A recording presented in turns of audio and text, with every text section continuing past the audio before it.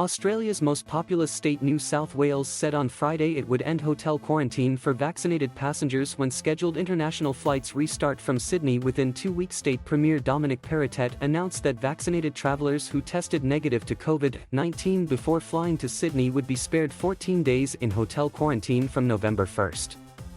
The major relaxation of the state's pandemic restrictions, which makes entering Australia easier for travellers, was announced 4 days after Sydney came out of a 106-day lockdown. "We can't live here in a hermit kingdom.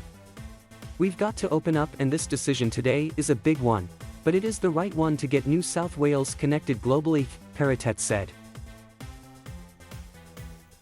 "It's going to be great for our tourism industry, it's going to be great for tourist operators," he added. Prime Minister Scott Morrison has yet to say when tourists will be welcomed back to Australia, but has ruled out this year. Australian permanent residents and citizens will be free to travel next month for the first time since the nation's border was closed in March last year by some of the toughest travel restrictions in the democratic world. Skilled migrants and students would be given priority in coming to Australia over international tourists. Morrison said on Friday that parents of Australians would be reclassified as immediate family, enabling foreign nationals to visit grandchildren born in Australia during the pandemic. Grandparents previously had to wait until tourists were allowed back to reunite with families. But restrictions on foreigners entering Australia would otherwise not change, Morrison said.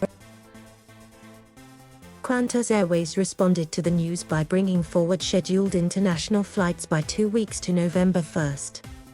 The first flights will operate between Sydney and Los Angeles and Sydney and London. Limits on hotel rooms available for quarantine have been a major barrier for Australians who want to come home. It is unclear whether returning Australians will be able to avoid hotel quarantine in other states by landing in Sydney then catching domestic flights across state lines. The government of Victoria State, which has overtaken neighbouring New South Wales as Australia's COVID-19 hotspot, is keen to see details of the quarantine changes. Peppered by journalists' questions about the two states' conflicting quarantine policies, Victoria Health Minister Martin Foley replied, "Everyone just needs to take a chill pill. We are not aware of the full details of a media release hot off the printer from the New South Wales government," Foley said.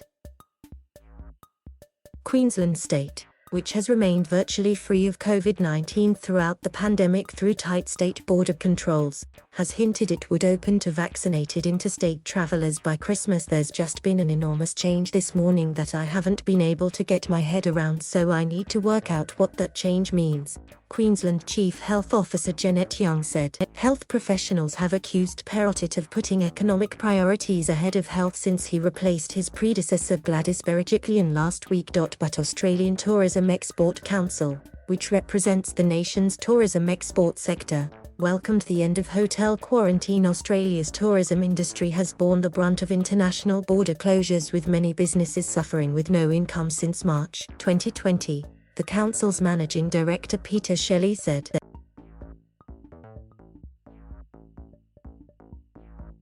Thank you for watching.